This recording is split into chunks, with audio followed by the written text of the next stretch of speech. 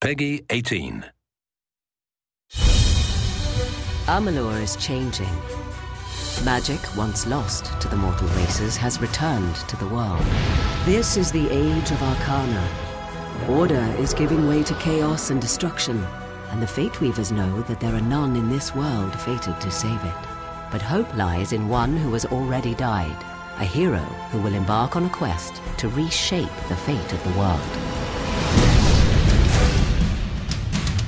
The legend begins in the Well of Souls, when gnomish scholar Fomerus Hughes finally succeeds in his attempts to restore life to the dead. The pursuit of immortality. You're the only proof of what we've achieved here. The hero's search for answers leads to the Fate Weaver Agarth, who sets the hero on a treacherous journey to discover the truth. Fate's weave is always hard to see, but your path is yours to determine. Along the path to find truth and meaning, the hero will encounter a number of factions that want to enlist the aid of the Fateless One. The hero may find it advantageous to join one or more of these factions, for they each possess unique knowledge that will help him on his journey. On the surface, the Travelers are a free-roaming society of entertainers and nomads living a carefree existence on the open road. Ain't no worries in Star Camp. Travelers are the way life should be for a bloke in these lands. However, they are from a lineage of the finest thieves that ever walked Amalur, and becoming one of the Travelers allows the hero to buy and sell stolen goods, as well as delve into the fine arts of stealth, crime, and subterfuge. I can part with the daggers for half of what I was asking. I'd rather not get on the bad side of the Travelers. The Scholia Arcana was formed generations ago. It has since become the central university for all mortals who wish to study the practice of magic. We have a responsibility to know what these forces are, so that we may better control it. A student who shows sufficient talent is granted access to the libraries of the Scholia Arcana, where they may study the arts of sagecraft, dispelling, and alchemy. My suspicions regarding your potential were well-founded. The once proud and noble warriors of the Warsworn are now known as the finest and fiercest hired swords in the Phalanx. A mercenary sells a sword without honor.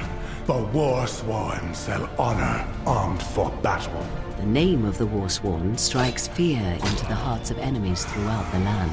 Once proven in battle, a Warsworn pledge has access to skills, weapons, and training that cannot be found elsewhere. I've trained, I've dreamed. I will join the Order. Amalur is host to more than just mortal man and their factions. The world is riddled with other races with numerous alliances, from the studious gnomes to the immortal Fae. Long ago, the Fae split into two courts, each with many houses. In the Summer Court, the House of Ballads is the keeper of songs and lore. The house ensures those defining tales are never forgotten. In these dark times, a hero is needed to relive the tales of old and continue the song.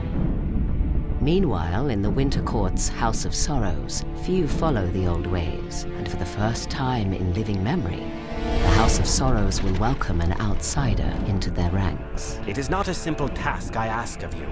We need someone who understands that. But even the immortal Fae are helpless against the forces that are rising in Amalur. A twisted new sect from within the Winter Court, the Tuatha. The Tuatha grow in power, driven by their strange new god toward the destruction of all mortal life. They are warriors, priests, and zealots who worship the god under the mountain and obey only Gadflow, their malevolent leader. For the first time in the history of the world, Fae have marched to war against the young races, and after a long decade of conflict, it seems that the Tuatha will emerge victorious. The rise of magic has upset the balance in Amalur, and the world teeters on the brink of chaos. Death has freed the hero from the bounds of fate, but there is a treacherous journey ahead for the Fateless One. With divided factions and warrior insurgents with their own agendas, the escalation of pure evil in the war-torn land will challenge and ultimately shape the hero's destiny.